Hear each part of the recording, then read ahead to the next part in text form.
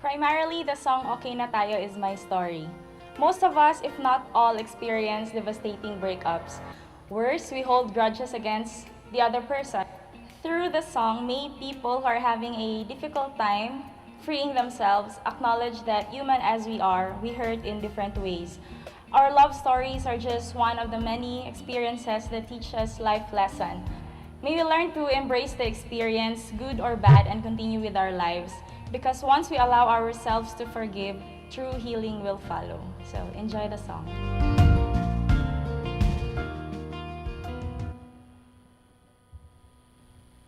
Araw-araw na lang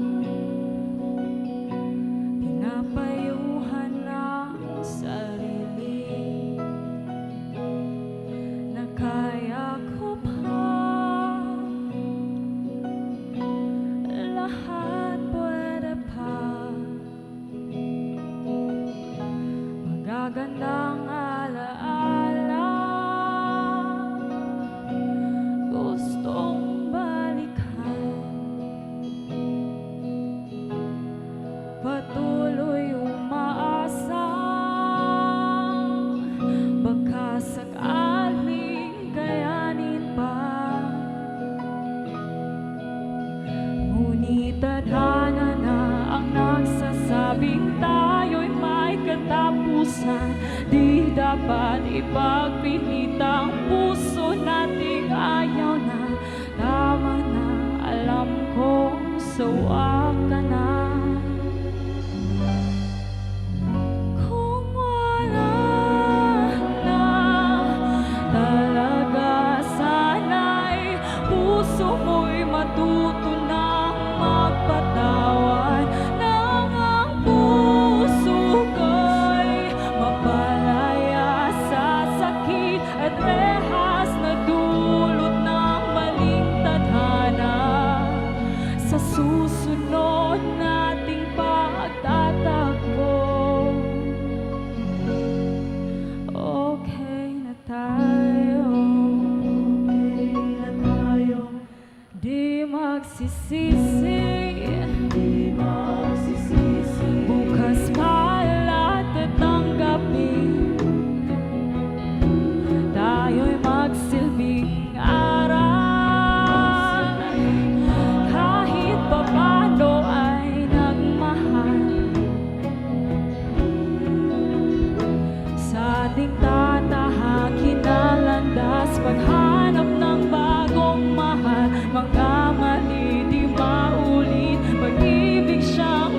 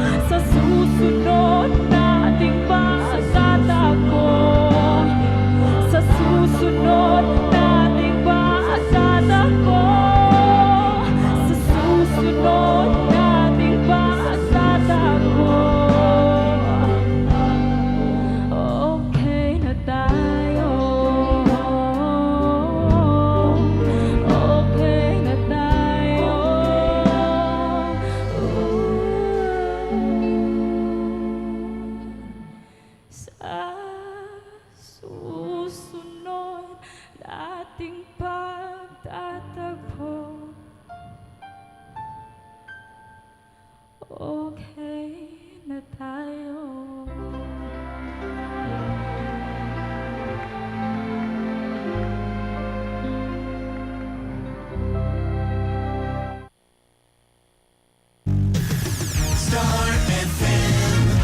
Star FM. Narito na ang Best Newscast sa 24th KBP Golden Dove Awards. Bombo Network News. And the KBP Golden Dove for Best Radio Newscast Metro Manila goes to Bombo News, DWSM, Star FM, Bombo Radio. At ngayon, ang inyong tagapagbalita. Magandang umaga, Pilipinas. Sa numang oras sa buong mundo, narito ang Bombo Network News Morning Edition, araw na Huwebes, Marso 18, 2021, sa ulo ng ating mga balita. Ilang COVID hospitals sa Metro Manila humihingi na ng augmentation force. Mga pagamutan sa NCR nasa critical level dahil sa dami ng active cases, COVID-19 cases. Samantala naman, dumarami rin ang mga ahensya, opisina ng pamahalaan at mga korte na silagay naman o sinilalim sa lockdown pero maigpit ang lockdown sa Metro Manila. Hindi raw dapat maulit pa. Mga airline companies nagkansela na rin ng mga international flights simula ngayong araw dahil sa pangamba sa paglobo ng COVID cases. At sa tinamang international news, US President Joe Biden hindi pa kinokonsidera ng isang hate crimes ang pamamaril sa mga babaeng Asyano sa estado ng Georgia. Bangkay naman ang itinuturing na pinaka-notorious at pinakamataas na commander ng NPA sa Cagayan na tunton ng mga sundalo.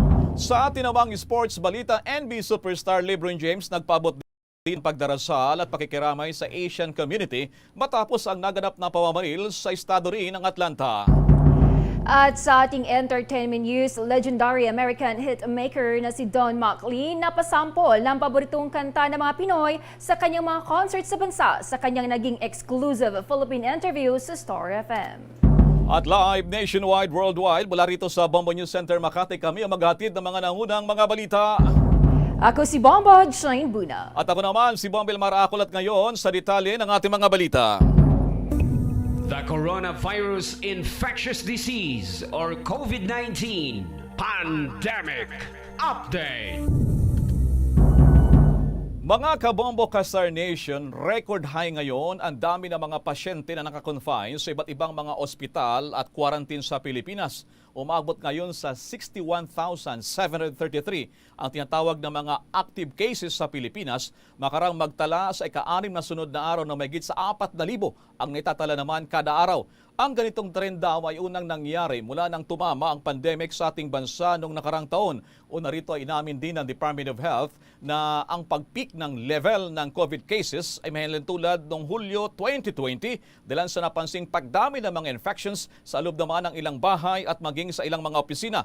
Kahapon, nasa 4,387 ang mga bagong nadagdag na COVID cases, kaya naman sa kabuuan, mahigit na 635,000 ang mga number of infections naman sa bansa. Hindi pa kasama rito ang data mula sa 6 na mga testing laboratories. Samantala, nasa mahigit kalahating milyon o 561,000 mahigit ang mga total recoveries na at marami-rami rin ito, habang 12,866 na ang death toll sa Pilipinas matapos na madagdag ang bagong 18 namatay na report ng Department of Health. Samantala, patuloy ang babala ng Octa Research Group mula sa University of the Philippines kung hindi raw magbabago ang trend o mapigilan ang paglobo ng bilang na nagkakaroon ng virus, ang kanilang projections ay baka umabot daw sa 11,000 kada araw ang mahahawa sa Pilipinas. Sa kabila nito, malaking bilang naman sa 374 na mga pasyente ang mga bagong gumaling na. Sa kabuuan, nasa 561,000 ang mga na-recover na sa Pilipinas. Dumadaan ngayon ang Metro Manila sa seryosong pagtaas ng kaso ng coronavirus. Ayon yan sa Octa Research na mayroong mataas na reproduction rate ng virus mula pa noong Mayo taong 2020. Sa pinakahuling update ng mga panel of expert ng Octa Research, mayroong 1.96 na ang reproduction number sa National Capital Region.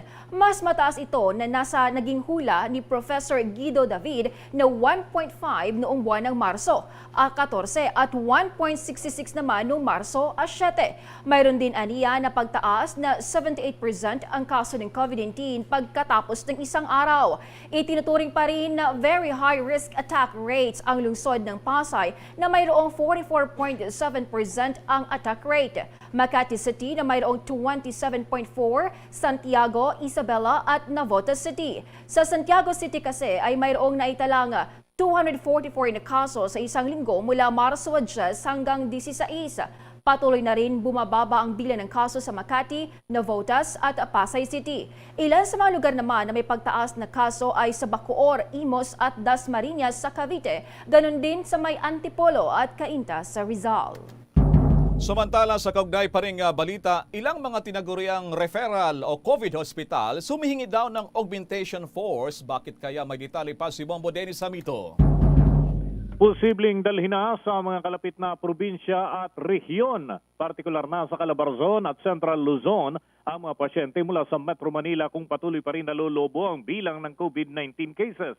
Ayon kay Health Undersecretary at Treatment SAR, Leopoldo Vega, idedeklara na ng One Hospital Command ang ibang infected ng virus na dalhin sa mga kalapit na pagamutan kapag sumobra na ang bilang at hindi na rin matutugunan dito sa Kalakang, Maynila. Una nga rito ay nagpasaklolo na rin maging ang mga referral hospital para sa karagdagang 30 hanggang 40% ng medical workers na kanilang makakatuwang. Yan ay para matugunan ang mataas na bilang ng mga infected ng deadly virus na dumarating sa kanilang pasilidad. Sinabi naman ni Private Hospitals Association of the Philippines o PHAP President Jose Rene de Grano na maging ang mga pribadong pagamutan ay nasa critical level na rin, kaya hindi na nila kakayanin pa ang sobrang bilang ng mga pasyente. Hindi naman anya tinatanggihan ang mga may sakit, ngunit baka maghintay lang ang mga ito kung wala talagang hospital bed na bakante o kaya naman ay silid para sa isolation. Hindi kasi pwedeng maghalo-halo ang naturang mga pasyente, lalo na at may mga nauna nang nakakonfine sa mga pagamutan kasama na mga emergency cases, bunga ng aksidente at iba pang mga rason, kaya nananatili sa naturang mga pagamutan. Maging ang malalaking ospital sa Metro Manila ay ganun din ang ipinapatupad, nasa waiting list ang mga isinusugod na kaso ng COVID-19 at hihintayin na magkaroon ng bakanteng silid para sa kanila at inilalaan ang karamihan sa mga ospital o hospital bed doon sa mga critical condition ng mga pasyenteng tinamaan ng COVID-19. Bombo Elmar? Yes, Bombo Dennis, alam mo, Bombo Dennis, nung mga nakalipas na taon, parang nangyayari talaga ngayon na humingi ng time out yung ating mga health workers, pero hindi pa dumating sa punto na humingi tayo ng mas mataas na level ng ating sasagawa ng COVID cases na higpitan yung lockdown na, Bombo Dennis. Well, yung pananaw ng mga health workers dito, kung bibigyan sila ng pagkakataon makapagpahinga, ay talagang matutuwa sila. Yun nga lang, sa sitwasyon ngayon, medyo mahirap magpahinga dahil yung kaso nga, yung sinasabi ng UP Octa Research Group, ay baka umabot ng 8,000 kada araw. Yung 4,000, 3,000 kada araw nga, napakahirap nang i-address. How much more kung papalo pa ng 5, 8 hanggang 11,000 kada araw, tapos magpapahinga pa yung ating mga health workers, mukhang malabo yun, Bombo Elmar. Ang kinakailangan ngayon, ang hirit dito ng mga ospital ay augmentation force. Pero hindi nga malaman pa kung saan manggagaling itong augmentation force dahil lahat naman ng pagamutan at lahat ng nasa medical profession ay halos kumikilos na rin para dito sa pagtugon sa mabilis na paglobo ng COVID cases. Sige. Maraming salamat, Bombo Dennis. Para sa Bombo Network News, Bombo Dennis Hamito nag-uulat para sa Pambansang Radyo ng Pilipinas, Bombo Radyo, Bombo! Samantala pa rin, simula ngayong araw, ipapatupad na ang limitasyon sa mga dumarating na mga pasero inbound passengers mula sa mga international flights. Bunsod pa rin ang patuloy na pagtaas ng bilang ng mga dinapuan ng COVID-19 sa Pilipinas. Ito ay ayon na rin sa Civil Aeronautics Board. Abutin lamang ng 1,500 kada araw yung papasukin sa Pilipinas. Ang Cebu Pacific ay nag-anunsyo na sila ng canceled flights simula ngayong araw, lalo na dyan sa Japan at iba pa. Ano naman kaya dito sa Philippine Airlines ay nga national flag carrier ng ating bansa ang tagapagsalita? Abay, kukuha tayo ng mga paglilinaw dyan. Ang PAL spokesperson Michelle Villaluna, kasama niyo si Bombo ELMAR, si Bombo J. Naka-live tayo sa Bombo Radyo Philippines Nationwide Worldwide. Good morning po sa inyo, Michelle Villaluna. Yes, good morning sa iyo, Elmar, at Jane, and to all your listeners sa Bombo Radio. Sa buong Pilipinas, magandang umaga sa inyong lahat. Okay. Magpapatupad din ba simula ngayong araw ang PAL ng kanselasyon ng mga flights busil itong direktiba ng ating gobyerno? Madam Michelle? Yes, meron po tayo mga flight cancellations na bunsod ng pinakahuling direktiba ng IATF hinggil sa scale down ng mga passenger arrival simula sa araw na ito. So dahil po dito, ang PAL ay nagkansela ng 10 flights today, no? Ito yung PR 658659, Manila, Dubai, Manila, 684685, Manila, Doha, Manila, PR 56825683, Manila, Damam, Manila, PR 116, Manila, Vancouver, and PR 102103, Manila, Los Angeles, Manila. So lahat ng pasaherong apektado ng mga cancellations na ito ay maaring mag-rebook on the same cabin class with rebooking service fees waived, ELMAR. Maaari rin po sila mag-refund ng full cost ng kanilang ticket, or they may also convert their unused ticket into a travel voucher. So yun po ang first set of canceled flights pa lamang, no? Pero for the next 4 days, no, na susunod, meron mga additional 30 flights na kakansilahin. Napakarami nito, ano? So in relation to this decision. So, Elmar, I would like to make it clear, no? Okay, from March 18 to March 19, kasi yung buong covered period ng scale down is March 18 to April 19. Pero from March 18 to March 19, today and tomorrow, ang mangyayari, flight cancellations, no? Pero pagdating sa March 20, the government will already implement yung rule na ang pwede lang tanggapin sa Manila airports ay mga OFWs, no? Overseas Filipino workers, and yung ating diplomats, medical repatriation passengers, and passengers on emergency and humanitarian cases. So I would like to make that clear, no? Magsisimula yung mga passenger restrictions sa March 20 up to April 19. Pero between the next 2 days, March 18 to 19, scale down of flights. But that is all the way up to April 19, yung scale down of flights, no?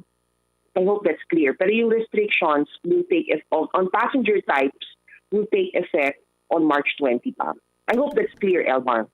Talagang napakarami nitong ng mga flights, ano, Ma'am Shelo? Do you have data kung mga more or less mga ilang mga passengers ang apektado itong scale down, at least for today and tomorrow, Ma'am Shelo?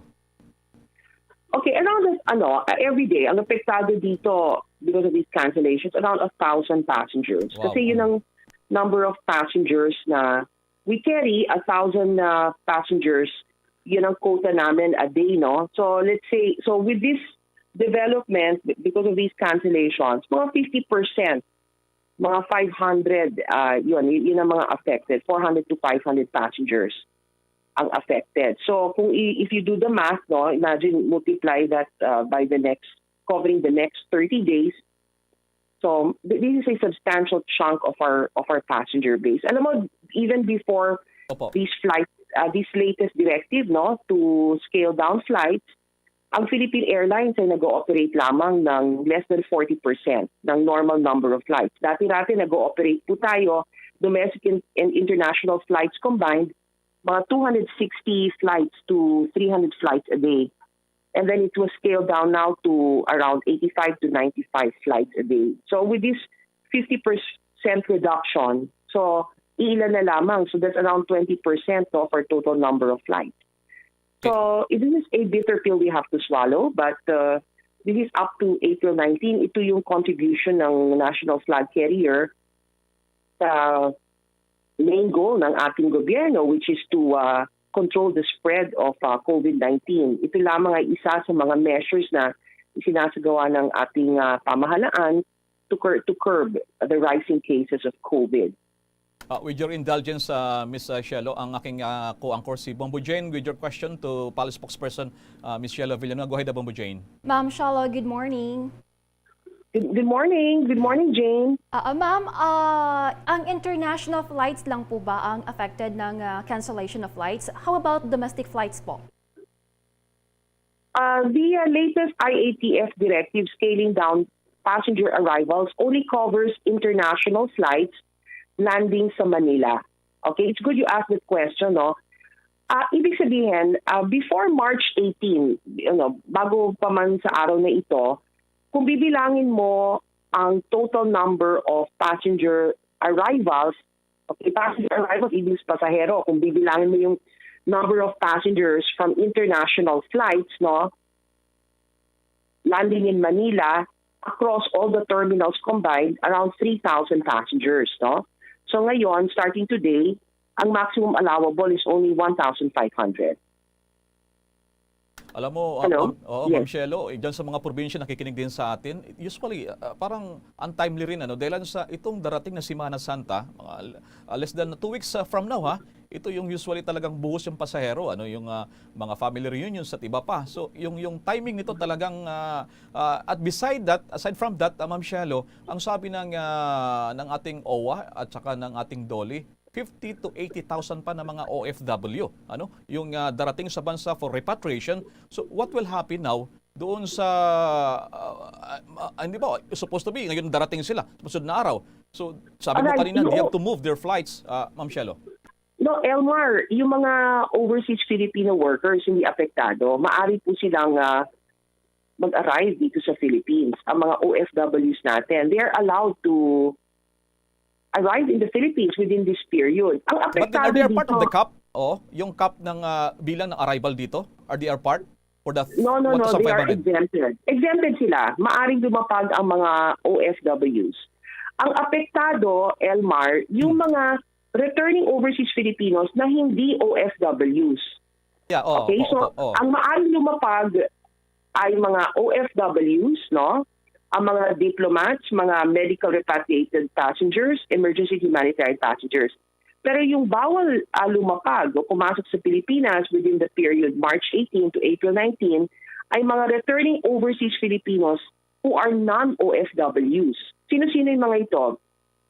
Mga Filipino citizens mula sa iba't ibang bansa, okay, na gusto bumalik sa ating bansa, na let's say they are tourists or let's say they are on vacation, they want to return to the Philippines, or let's say residente sila, like dual citizens, no? So they're partially, dual citizens. They have foreign passports, they have Filipino passport, so they are classified as ROFs, yung returning overseas Filipinos, who are non-OFWs. Hindi sila pwedeng pumasok sa Pilipinas within the next 2 weeks. So tama ka dyan. Yung plano, no, ng family reunions, di ba? Pagdating ng Semana Santa, yan, that is affected. So humingi po tayo ng pangunawa na ito ay in compliance with this latest government directive. Ma'am Shelo, pakiulit ng ating mga COVID policy health protocols natin dyan. At least maulit natin doon sa mga arriving passengers, mga OFW. And of course, yung mga nandito sa kanilang mga nakikinig ng ating mga kamag-anak, Ma'am Shelo. Alright, ulitin lang po natin before I go to the protocols. No? So, allowed to arrive in the Philippines from March 20 to April 19 are OFWs, overseas Filipino workers, okay, and diplomats, no, medical repatriated passengers, and emergency humanitarian cases. Ang bawal pumasok sa Pilipinas within the period ay mga returning overseas Filipinos who are non-OFWs o Filipino na hindi OFW, okay, at foreign nationals. Yan ang dalawang kategory na bawal. Now, with regards to your question, ano yung mga health and safety protocols pagdating sa Pilipinas, yung mga profiles of passengers na allowed to arrive in the Philippines will undergo quarantine, ELMAR, ng 5 araw, no? Quarantine sa quarantine hotel or designated government approved hotel. And on the 6th day, doon isasagawa yung RT-PCR test, yung COVID-19 test. And if the test result is negative, then maaari po silang mag-check out na sa kanilang mga quarantine hotels. Kung positive, then they will have to be endorsed to the appropriate medical facility. So yun ang health protocols upon arrival, ELMAR. Okay, at least at saka yung naman paalala natin diyan sa mga gustong detalye pa, siguro yung website niyo, iba pang mga social media sites ng Philippine Airlines, Ma'am Shelo. Yes, just to add since pinag-uusapan natin yung health and safety protocols, alam mo, ang Philippine Airlines, mayroon po tayong tinatawag na HEPA filters, high efficiency particulate air system sa loob ng aming mga eroplano. So if you are a passenger taking Philippine Airlines, so you are safe because itong HEPA filtration system kills bacteria and viruses with 99.9% efficacy. So that's good news that we want to share. Lagi kong sinasabi ito paulit-ulit sa ating mga interviews. Pangalawa, yung ating cabin crew inside the flight, they wear PPEs, yung personal protective equipment.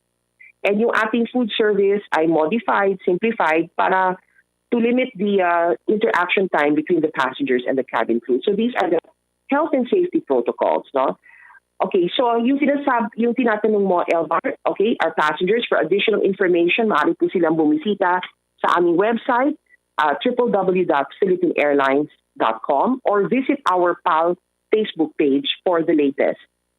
Alright, on that note, maraming pong salamat ang ating PAL spokesperson, ang flag carrier ng ating bansa, ang PAL. Maraming po salamat, Michelle Villaluna, at good morning po sa inyo. Stay safe po. Maraming salamat. Maraming salamat. Thank you very much, Bombo Radio. Good morning. Good morning po. Sa karagdagang pang mga balita, trabaho sa ilang ahensya, opisina ng pamahalaan at mga korte apektado na ng pagtaas ng COVID-19 cases sa bansa. Kaugnay niyan, may pag-uulat live si Bombo Dave Vincent Pasit. Bombo Jane, Bombo Elmar, isa-isa na namang ulit nagsara at nagpatupad ng tigil operasyon yung ilang mga opisina at ahensya ng pamahalaan, pati na rin yung iba pa mga korte dito sa bansa dahil pa rin sa patuloy na pagtaas ng COVID-19 cases. Katulad ng nangyari noong unang naitala ang COVID-19 cases sa bansa sa noong nakaraang taon, ay nagsagawa ulit ng mga disinfection ang mga opisina at ahensya ng pamahalaan, pati na rin yung mga ilang pang mga korte sa bansa. Kabilang narito, Bombo Jane, Bombo Elmar, yung opisina ng Bureau of Immigration sa Intramuros, Manila na nagpatupad ng lockdown noong Marso 15 hanggang 16. Yung opisina ng National Economic Development Authority o NEDA Central Office mula naman noong Marso 15 hanggang 19 o sa darating na Biyernes. Yung Government Service Insurance System o GSIS Head Office sa Pasay City at Quezon City Branch mula Marso 16 hanggang 19 rin. Yung COMELEC Main Office at iba pa mga opisina sa Intramuros, Manila, pati na rin yung sa NCR, Region 4A at Region 4B ay magpapatupad din ng lockdown mula Marso 11 hanggang Marso 24 naman. Yung Office of the Civil Defense Central Office ay sarado rin noong Marso 15 hanggang sa darating na Biyernes. Ang Social Security System San Francisco del Monte Branch ay magsasara din noong Marso 14 hanggang 16. Gayun din yung Antipolo Regional Trial Court Branches 17, 71 hanggang 74 at 137 hanggang 140 noon na mga Marso 16. Kahapon, inanunsyo rin ni Senate President Vicente Soto III na hanggang sa Marso 23 tatagal ang lockdown sa mataas na kapulungan ng Kongreso matapos na ilang mga empleyado ang nagpositibo sa COVID-19. Kaugnay niyan, pakinggan natin ang bahagi ng pahayag ni Senate President Vicente Soto III. Because of the recommendation of the medical services and the Secretariat of the Senate, we have to declare a lockdown starting tonight until Tuesday evening. We will resume Senate work on Wednesday. And after that day, that will be the last day for the break of the second regular session. For the record, nevertheless, all of them now are under quarantine. Correct. And there was a team that was under quarantine one week or 2 weeks ago already. Yes. So by Wednesday, we will have some semblance of a skeleton force here. A workforce, Mr. President. Kahapon naman, Bombo Elmar, Bombo Jay, may inanunsyo rin ng mababang kapulungan ng Kongreso itong Kamara na sila ay magpapatupad din ng temporary lockdown simula ngayong araw hanggang sa darating na linggo. Matapos naman na umakyat sa 29 yung bilang ng mga nagpositibo sa Kamara. Samantala, ang Korte Suprema naman ay balik operasyon na noon pang Marso 16 kasunod ng utos ni Chief Justice Diosdado Peralta na magsagawa rin ng disinfection sa mga gusali ng Supreme Court. Simula Marso 17 hanggang bukas, skeletal force ang operation ng Supreme Court para mapanatili ang sa physical distancing. Bombo Elmar. Bombo Dave, naalala ko yung nangyari noong July, August last year. May mga serye ng mga lockdown sa mga ahensya, mga tanggapan ng gobyerno at iba pang mga pribado. Anong mga paalala dyan, Bombo Dave, para sa mga establishmento, para maiwasan yung ganitong, sabi nga, maging sa mga pamilya, mga bahay-bahay, natukoy ito ng mga otoridad at ilang mga tanggapan, yun, nandoon yung outbreak ng COVID-19 ngayon, Bombo Dave. Tama ka dyan, Bombo Elmar. Actually, hindi lamang sa mga nakalipas na araw, kundi sa mga nakalipas na buwan, ay matindi yung pagpaalala o yung pag-remind ng IATF, hindi lamang sa mga government employees, kundi maging sa mga empleyado sa private sector, na panatilihin yung pagsunod ng minimum health protocols. Lalong-lalo na ngayon, Bombo Elmar, na nagsisulsulputan nga yung mga bagong variants ng COVID-19 na sinasabi ng mga eksperto mas nakakahawa kumpara sa original na strain ng novel coronavirus. So ang sinasabi ng mga eksperto, pati na rin ng pamahalaan, Bombo Elmar, ay talagang mas stricto dapat yung pagtupad sa pagsunod dito sa may minimum health protocols, hindi lamang sa mga empleyado, kundi dapat pati yung mga employers ay ganito din yung posisyon na talagang ipatupad yung mga health protocols na ito, Bombo Elmar. Alright, ingat kayo dyan, Bombo Dave. Maraming salamat. Live mula sa lungsod ng Makati, Bombo Davinson Pasit nag-uulat para sa Pambansang Radyo ng Pilipinas. Basta radyo, Bombo! The Coronavirus Vaccine Update.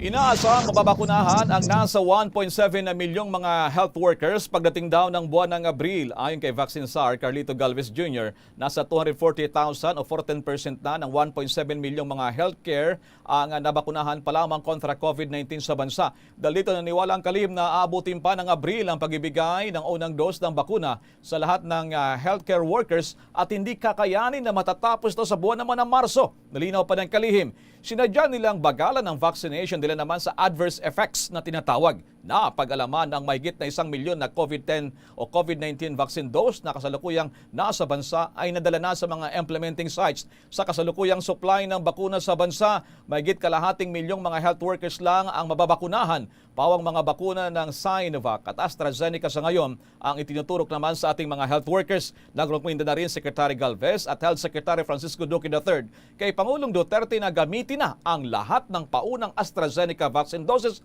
na nasa Pilipinas. Hindi naman inirekomenda ni Department of Health Secretary Francisco Duque III ang strict lockdown sa Metro Manila kahit na tumataas ang bilang ng kaso ng COVID-19. Sinabi ng kalihim na hindi malayong mangyari ang total lockdown sa Metro Manila kapag tuloy-tuloy pang tumaas ang kaso ng COVID-19. Dagdag pa nito na ang ipinapatupad na localized lockdowns ng mga opisyal ng local government ay nagdudulot ng positibong resulta. Malalaman lamang ang resulta ng localized lockdown kung ito ay epektibo pagkatapos ng lang hanggang 14 na araw. Sakaling walang mangyari ay nararapat aniya na magpatupad ng mahigpit na lockdown. Samantala sa kaugnay pa ring balita, naniniwala naman si MMDA Chairman Ben Horabalus na hindi kailangan pang bumalik sa mas mahigpit na quarantine restrictions ang Metro Manila sakaling hindi maging epektibo naman ang pagpapatupad ng curfew hours para mapababa pa ang bilang ng mga kaso ng COVID-19. Ito'y may kaugnayan pa rin sa muling pagsirit ng bilang ng mga kaso ng virus na ayon sa gobyerno ay bumalik na sa level noong kasagsagan ng pandemya sa nakalipas na taon. Ayon pa kay Chairman Abalos, kailangang doblihin pa ang pagsisikap ng gobyerno upang ipaintindi sa publiko ay mga kaugnayan sa health protocols at damihan pa ang mga testings at pagsasagawa ng contact tracing. Nilinaw pa ng Chairman walang lockdown na pinairal ngayon sa mga lugar na maraming kaso ng COVID-19. Tanging tinatawag na granular lockdown lang ang ipinapatupad na ibig sabihin bahay-bahay lamang at kalye-kalye lang. Hindi niya makatutulong sa ekonomiya ang malawakang paghihigpit sa Metro Manila ay mas kailangan ngayon ang pagkipagtulungan ng publiko para makontrol ang pagkalat pa ng impeksyon. Una rito na pagkasunduan ng lahat ng alkalde sa Metro Manila ang pagkapatupad ng curfew hours na alas 10 ng gabi hanggang alas 5 ng madaling araw sa loob naman ng 2 linggo. Bombo International News. Sinampahan na ng kasong murder ang suspect na namaril sa ilang spa sa Atlanta, Georgia. Hindi pa ikinokonsidera ng kapulisan sa Cherokee County, Atlanta na isang uri ng hate crime ang nangyaring pamamaril na ikinasawi ng 8 katao kung saan karamihan sa mga dito ay mga Asyano. Maging si US President Joe Biden ay hindi pa nito masasabing isang uri ng hate crime ito ay hihintayin na lamang niya ang pagtatapos ng investigasyon ng mga otoridad. Tiniyak naman ni Vice President Kamala Harris na ibibigay niya ang suporta sa buong Asian American community. Kailangan aniya na tumindig laban sa anumang panghihimok sa nabanggit na komunidad. Labis naman na nagulat ang buong komunidad ng American Asian sa nasabing insidente at nanawagan sila sa mga opisyal na sila ay protektahan. Magugunitang pinagbabaril ng suspect na si Robert Aaron Long ang ilang spa sa Georgia na ikinasawi ng 8 katao kung saan 6 sa mga dito ay mga babaeng Asyano. Ayon naman kay Mayor Keisha Lance Bottoms ng Atlanta na kahit na wala pang motibo ay hindi katanggap-tanggap kung ito ay isang uri ng hate crime. Narito ang payag ni Mayor Bottoms. I've been in contact with the White House. I spoke with someone last night and again this morning. Of course, President Biden offers his full support and concern to our great state. This was a tragic day with many victims, but thankfully the suspect was quickly apprehended. And as I was talking with Special Agent in Charge, Chief Hacker, as we were coming in, he was sharing that he's not had better coordination with the Atlanta Police Department than he has had as of late. And certainly we thank the State Patrol. The motivation was for this guy. We know that many of the victims, the majority of the victims were Asian. We also know that this is an issue that's happening across the country. It is unacceptable, it is hateful, and it has to stop. Ang tinig ni Mayor Keisha Lance Bottoms ng Atlanta. Samantala, balik naman tayo ng Pilipinas sa makikibalita lamang tayo at palala sa ating mga kababayan. Kaugnay po naman ng epekto pa rin itong pandemic lang sa mga trabaho at kabuhayan. At kaugnay niyan ay kasama natin live nationwide, worldwide, si Senator Lauren Ligarda. Si Bombo ELMAR rin yung kasama king co-anchor si Bobo Jane. Good morning po sa inyo, Senator Ligarda. Madam. Maganda umaga sa iyo, Bombo ELMAR at Bombo Jane, at bumabati sa lahat ng taga Bombo Radyo at sa buong Pilipinas at siyempre sa Antique na nakikinig palagi sa inyo. Mayad nga aga, kaninyong atanan at sa lahat ng mga Cebuano, maayong buntag, kaninyong tanan. Good morning to all of you. Nababanggit ko kanina yung trabaho at kabuhayan at maaaring magandang pagkakataon, may bahagi nyo yung mga hawak ng impormasyon, paalala, yung mga programa ng ating pamahalaan na maaaring maging tugon po sa pagbuhay-buhay ng ekonomiya, Madam Senator Ligarda, ma'am. Oo, napakarami pong mga implementing mekanismo ng aking ginawang batas na micro, small, and medium enterprises na siyang makakapagbuhay ng ating ekonomiya para makabangon ng ating mga kababayan. Alam naman natin, ang unang tinamaan talaga ay yung mga trabaho. At yung mga nawalan ng trabaho, mahigit na 4 na milyon, ay may oportunidad para magtayo ng mga micro-enterprises. Ito yung mga maliliit. Kamukha yung sa Department of Trade and Industry, yung tinatawag na shared services facilities. Alam kong maraming hindi nakakaintindi nito, maraming hindi nakakaalam.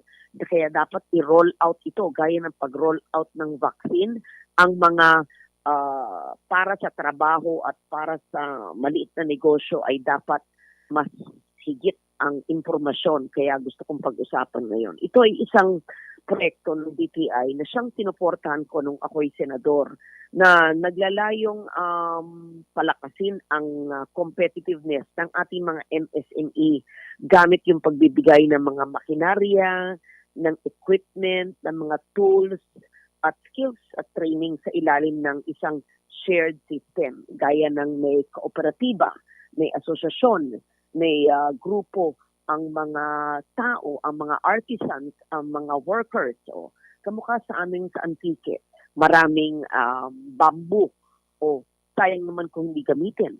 Kaya nakipag-ugnayan ang Department of Trade and Industry at pati na yung State University para may lugar. Para yung bamboo ay magamit, so nagbigay naman ako ng bamboo processing facility para yung mga piertos, yung mga upuan, mga furniture ay maaaring magamit ang bamboo. Ngayon, nagagamit na yung bamboo, may trabaho ang tao, nakakabenta pa sila at may equipment dun sa SUC sa pamamagitan ng DTI. So, nais ng programang ito na mapataas yung production capacity at mapaganda yung pag-market din at quality ng ating mga produkto na mga MSME gamit ang pagbibigay nga ng access sa mga makabagong teknolohiya. Yung SSF ay isa sa mga nagsimula yan yung public-private partnership. Pinapatupad ito ng DTI in partnership with mga tinatawag nilang cooperators na maaring mangalaga sa makinarya at equipment habang tinitiyak yung access sa mga SMEs. So, yung makinarya ay public funds galing sa DTI. Pero yung tinatawag na partner nila ay yung mga cooperator na pribadong sektor na grupo ng mga nangangailangan ng trabaho. So, ano ba itong mga cooperators ito? Maaring makipag-partner, sabi ko nga sa SUC, na sila ang host na nandun yung mga association at kooperatiba. Pwede rin yung mga LGU, pwede ang national government agencies, pwede ang mga technical schools, pwede rin ang NGO. So, ang eligible na cooperator ay dapat handang gawing accessible yung SSF, hindi lang sa isang tao, kung hindi sa mga maliliit na negosyante. So, yung mga cooperator ay makakatanggap ng mga equipment at tools para ma-upgrade ang kanilang mga operations. Halimbawa, machines tulad ng mga food mixer at mga sealers para sa food processing, mga twinning at weaving machines para sa cocoa production, pwede rin yun. Loom weaving, ginagawa rin namin sa Antique yan, at mga sewing machine para sa mga garments, sa handicrafts, at heavy-duty ripsaw, grinder. Maraming mga makina. So, nag-cite lang ako ng mga example ng mga nagawa ko na sa Antique at nationwide nung ako'y senador. Kaya ito'y sinusuportahan ko yung programang to dahil maraming tumatawag sa aking tanggapan maski ako'y representante ng Antique dahil naalala nila sa aking 3 termino bilang senador ay ito ay binibigay ko sa iba't ibang mga grupo sa buong Pilipinas. Kaya tingin ko, ito ang makakaahon sa atin sa ekonomiya. Pagbigyan natin ng mga tools at gamit ang mga tao para sila'y magkaroon ng sariling negosyo. Nako, good news po yan. Maraming salamat po sa Dr. Lauren Ligarda sa pagbabahagi niyo po ng impormasyon na yan. At good morning po at matalakay natin sa next natin pag-uulat natin at papadahin po sa inyo. Maraming salamat po. Stay well po at stay safe. Good morning po sa Dr. Ligarda. Maraming salamat din. Dagang salamat. Mayad nga aga. Durugid nga salamat. Thank you so much. God bless. God bless po. Samantala, mga kabombo ka Star Nation, balik tayo sa ating mga pagbabalita. Binigyan din ngayon ni Presidential Spokesperson Harry Roque na natili pa rin ang tiwala ng Pangulong Rodrigo Duterte kay Agriculture Secretary William Dar. Ito ang sagot ni Roque sa gitna na rin ang panawagan ng ilang sektor ng hog raisers sa bansa na sibakin sa pwesto ang kalihim. Dahil sa hindi naman nila pinakikinggan daw at hindi rin daw na poprotektahan ang kanilang mga interes. Nag-ugat ang nasabing panawagan dahil sa pagtaas ng presyo ng karinang baboy at sa kakulangan ng supply nito dulot pa rin ang epekto ng African Swine Fever o ASF. Ayon kay Secretary Roque, tulad ng nakagawian, patuloy naman ang mga miyembro ng gabinete sa paggampan ng kanilang tungkulin. Natili sila sa kanilang trabaho hanggat hawak nila ang tiwala at kumpiyansa naman ng Pangulong Duterte. Samantala, aabot sa 1,250 o 1/4 ng 5,000 sa korporasyon sa bansa ang nagkukumaog na manatili ang operasyon ngayong pananalasa ng COVID-19 pandemic. Nangangailangan ang 625 billion pesos na pondo mula sa gobyerno para masuportahan ang mga kumpanya at mailigtas ang 6.3 million na trabaho. Hinihikayat din ng ilang mga senador ang Department of Finance na maaring taasan ng 10 billion pesos na equity na planong ipasa sa Land Bank of the Philippines at Development Bank of the Philippines sa pamamagitan ng Government Financial Institution Unified Initiatives to Distressed. Sinabi ni Gian A. Angelo, dumalangan ang Land Bank Assistance Vice President at Chief Market Economist na inaasahan na kukuha ang mga 1,250 ng nasabing rescue package ng guide. Sa ilalim ng guide bill, hinihikayat ang mga private investors at multilateral lenders na magkukontribute hindi bababa ng 10 billion pesos na capital para sa pagpapalakas ng holding company habang pinapayagan ng Land Bank at DBP na siyang kukontrol naman ng majority stake. Ang special holding company ay maaring mag-invest sa mga kumpanya na apektado ng pandemic na mayroong limitadong equity participation at ito ay mai-convert sa utang na tatanggapin naman ng Land Bank at DBP. Samantala naman, balik tayo sa balita sa Department of Health. Dahil sinasabi ng Department of Health o DOH Secretary Francisco Duque III na wala silang nakikitang rason sa pagtigil ng paggamit ng vaksina AstraZeneca laban naman sa COVID-19. Kasunod ito naman sa naiulat na nagkaroon ng blood clotting ang ilang mga nabakunahan sa ilang bansa naman sa Europa. Nanindigan ng kalihim na walang ebidensya na nagdudulot ng blood clotting ang bakuna. Sinabi nito na hindi muna sila titigil sa paggamit at patuloy pa rin na niya ang kanilang investigasyon. Kung malala, ilang mga bansa, gaya ng Denmark, Norway at Iceland, ang unang huminto sa paggamit ng AstraZeneca vaccine at inaabot na raw ng halos 20 mga bansa. Diyan naman sa Europa, ang nagpatigil din sa AstraZeneca vaccine. Samantala, nilinaw ni Presidential Spokesperson Harry Roque na hindi minamaliit ni Pangulong Rodrigo Duterte ang epekto ng COVID-19 sa mga Pilipino. Paglilinaw ito ni Roque kasunod ng pahayag ni Pangulong Duterte na maliit na bagay lamang ang pandemya dahil marami pang mas mabigat na mga hamon ang naranasan ng bansa. Depensa pa ng kalihim, nais lamang sabihin ng Pangulo na hindi naman panghabang buhay ang pandemyang ito at malalampasan rin ito ng Pilipinas. Ang kahulugan lamang niya ng mensahe ng Pangulo ay babangon ng bansa sa epektong dala ng pandemya lalo't malapit nang dumating ang mga bakuna sa bansa laban sa COVID-19. Dagdag pa ni Roque, ikinakalungkot ng pamahalaan ang pagkawala ng trabaho. Maraming Pilipino ang nasawi, ngunit sa kabila nito ay maituturing na mas mabuti pa rin ang sitwasyon sa Pilipinas kumpara sa ibang mga bansa na mas marami ang nasawi sa kabila ng pagkakaroon ng mas maraming pondo para sa healthcare. Kulang naman ang mga naarestong bata na lumalabag sa curfew pinagmulta na sa Quezon City at ang Pasay City Government tumugon na sa utos ni Presidente Duterte na mamamahagi ng mga face mask at face shield. Kaugnay niyan, may karagdagang report si Bombo Radyo.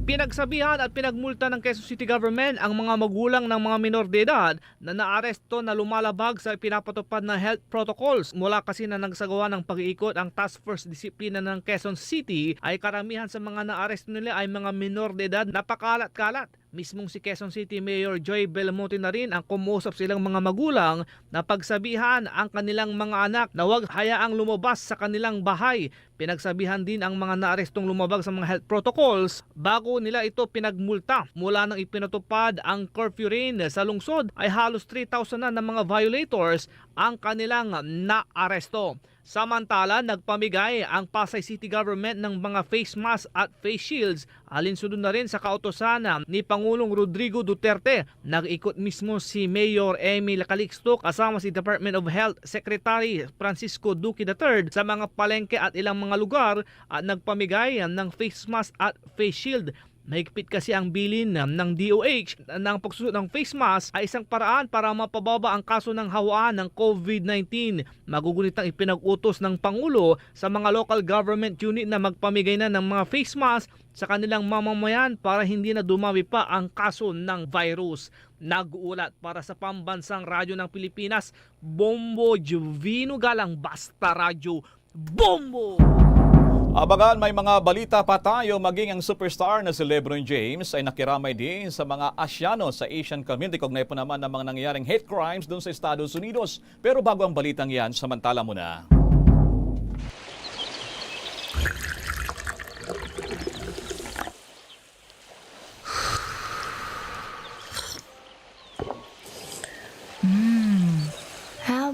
bright and refreshing day with a new Dunkin' brewed tea. Taste the full-bodied flavor of Dunkin' black tea and sip on the delicate flavor of Dunkin' green tea. Enjoy it hot or iced. Price starts at 55 pesos at select Dunkin' stores nationwide.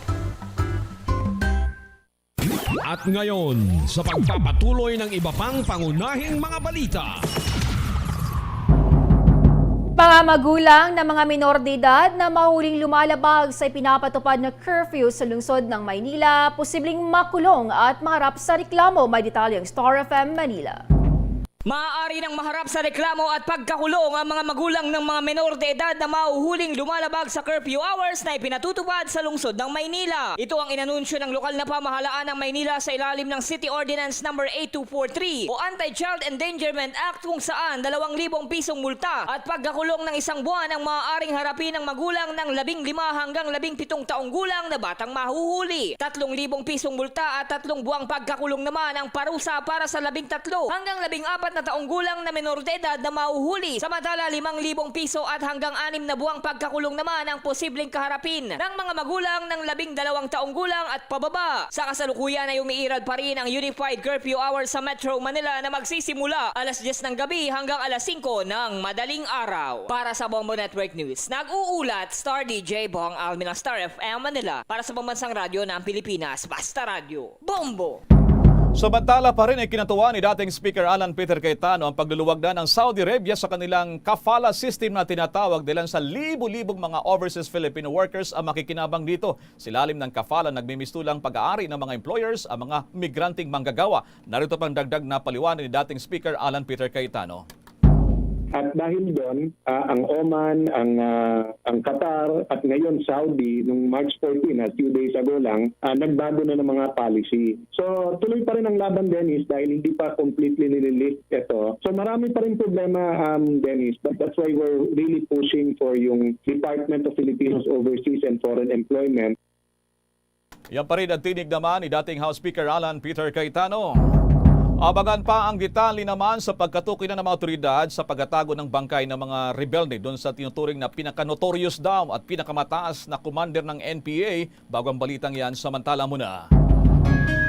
Nang dahil sa pandemya, milyon-milyon ang mga nawala ng trabaho sa pansamantalang pagsasara ng mga restaurants, markets, resorts, shopping malls at iba pang mga negosyo. Sa pagsisimula ng 2021, sama-sama nating paandarin ang mga trabaho at kabuhayan. Sa halip na magpunta sa ibang bansa, atin munang unahin na bisitahin ang mga magagandang tanawin sa ating bansa upang mapapasigla ang ekonomiya. Ang Bombo Radyo Philippines ay nakikibahagi sa panawagan sa lahat ng mga Pilipino na ating puntahan at bigyang halaga ang ganda ng Pilipinas at ibangon natin ang ekonomiya sa sama-sama nating pamamasyal. Huwag din kaligtaan, kasabay sa pagpapasigla ng lokal na turismo ang ating kaakibat na pag-iingat sa pandemya.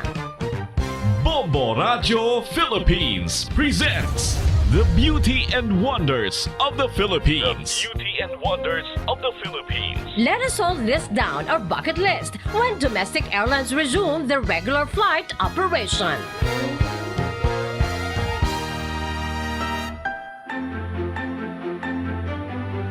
Ang Sarangani Bay ay isang luok na makikita sa southern tip ng Mindanao. Harapan ito ng Celebes Sea sa Pacific Ocean. Ang General Santos City, isa sa mga malalaking syudad at may pantalan kung saan dito makikita ang bungad ng bay na isa sa kinukonsiderang pinakamatao at isinasagawa ang pag-aangkat. Dito rin kumukuha na ikabubuhay ang mga tao sa Sarangani at General Santos sa pamamagitan ng pangingisda at siyang isa sa naging sentro ng turismo dahil sa nagagandahang beach resorts. Ang probinsya ng Sarangani ang itinatag noong 1992 kung saan ipinangalan ang Luok. Dito rin sa area ng Sarangani Bay sa Gumasa Beach Resort, isinasagawa ang Bombo Radyo Bangkarera, isang motor race bangka kung saan binibigyang halaga ang trabaho ng mga mangingisda sa selebrasyon taon-taon ng Sarangani Bay Festival. Ang Mount Matutom ang isang active volcano na bahagi ng Pacific Ring of Fire. Ito ay makikita sa Akmonan Tupi, South Cotabato, Philippines. Ang palibot ng naturang bulkan ay isang kagubatan at pinamumugaran ng iba't ibang species ng tanim at mga hayop, maging mga endangered species kasama na ang Philippine eagle at tarsier. Ang Matutom ay isang stratovolcano na may taas na 2,286 meters o 7,500 feet na may base diameter na 25 kilometers. Mayroong dalawang hot springs na tinatawag na Akmonan at Linan sa west-southwest ng bulkan. Ayon sa mga volcanologists na posibleng nagkaroon ng phreatic eruption ang Matutom noong March 7, 1911. Ang Plaza ng General Santos ay isa sa napakagandang pasyalan sa Jansan na isang parke na matatagpuan sa Pendaton Avenue malapit sa City Hall at iba pang mga establishmento na kinabibilangan ng mga paaralan, simbahan at hotels. Isa sa kinukonsiderang busiest parks ng General Santos, ang 34 million pesos Plaza General Santos ang ipinakita sa publiko noong September 4, 2009. Ang General Paulino Santos Shrine ang makikita sa loob ng Plaza General Santos. Nakuha ang pangalan ng lungsod sa naturang matapang na general na ipinanganak noong June 22, 1890 sa Kamiling, Tarlac at namatay noong August 29, 1945 sa Kiangan Mountain Province. Siya ang naging first commander ng Armed Forces of the Philippines at ginawa ang 6 na conferences sa South Cotabato. Sa naangking achievement sa Mindanao area, ang buhayan na dating Dajangas ang pinalitan ng pangalan na General Santos at naging syudad. Ang remains ni General Paulino Santos at kanyang asawa na si Elisa Santos na namatay noong October 25, 1975 ang inilagay sa loob ng monumento. Philippine Fisheries Development Authority o Jansan Fish Board.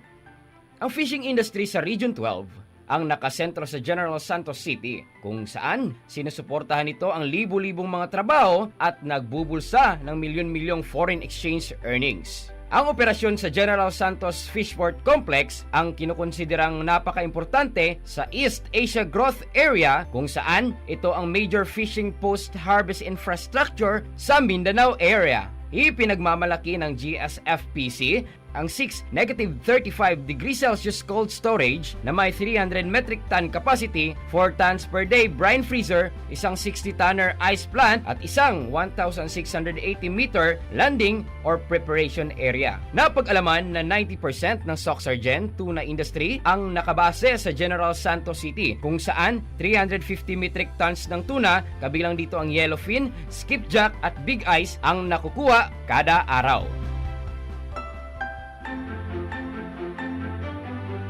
Isa sa mga dinarayo sa General Santos ang Manilay Ancestral House kung saan ipinagmamalaki ang lumang bahay na minana pa sa kanilang mga ninuno. Matatagpuan ito sa Purok Malakas, San Isidro, Jansan, kung saan makikita sa loob ng naturang bahay ang mga antiques na mga muebles, telepono, piano at iba pang mga kagamitan. Kung saan dito rin ginaganap ang mga educational tours sa mga paaralan sa Jansan. Galak na galak naman ang mga tao dahil sa mga vintage cars na personal collection ng mga Manilay, kung saan meron pang mga 1917 at 1960s models. Nakuha rin ang mga vintage na mga scooters at isa na rito ang permado ng pambansang kamao.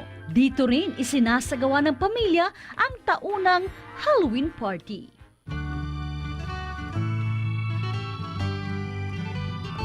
The beauty and wonders of the Philippines.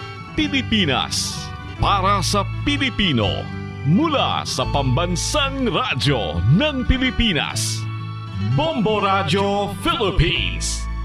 Ako'y isang Kukuha tayo ng mga report mula sa probinsya. Alamin natin ang update sa bangkay ng itinuturing na pinaka-notorious na NPA commander na natunton ng mga sundalo. May reporting Bombo Radio, Kawayan.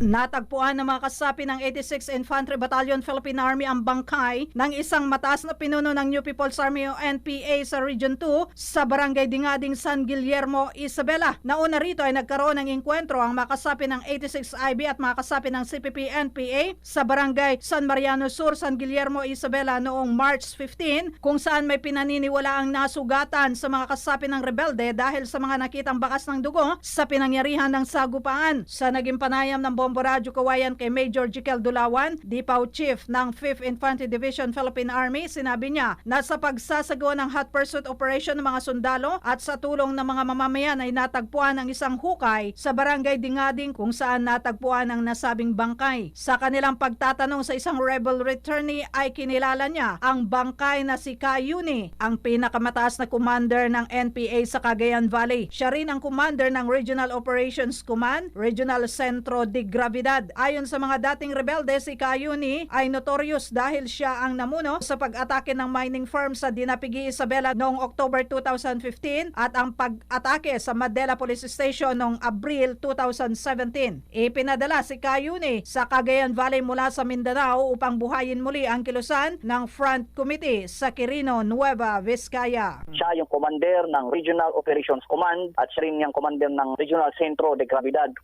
lahat dito sa Cagayan. Siya yung pinaka-notorious. Ang naging eksklusibong panayam ng Bombo Radyo kawayan kay Major Jikel Dulawan, ang Depot Chief ng 5th Infantry Division Philippine Army. Para sa Bombo Network News, Bombo Pinky Estolas nagulat para sa Pambansang Radyo ng Pilipinas at consistent overall #1 radio station sa Isabela. Basta Radyo, Bombo! Bombo Sports News.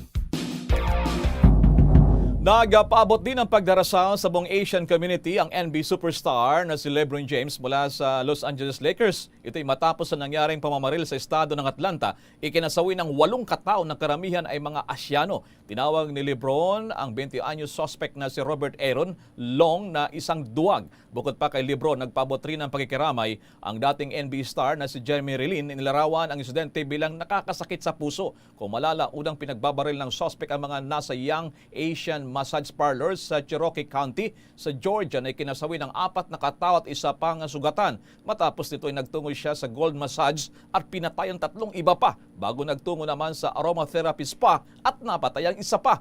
Sa 8 nasawi, 6 dito ay mga babaeng Asyana. Samantala, maki-update muna tayo sa Pinay weightlifting superstar na si Heidelin Diaz at nasa linya may nakuhang impormasyon ng Star FM Bacolod.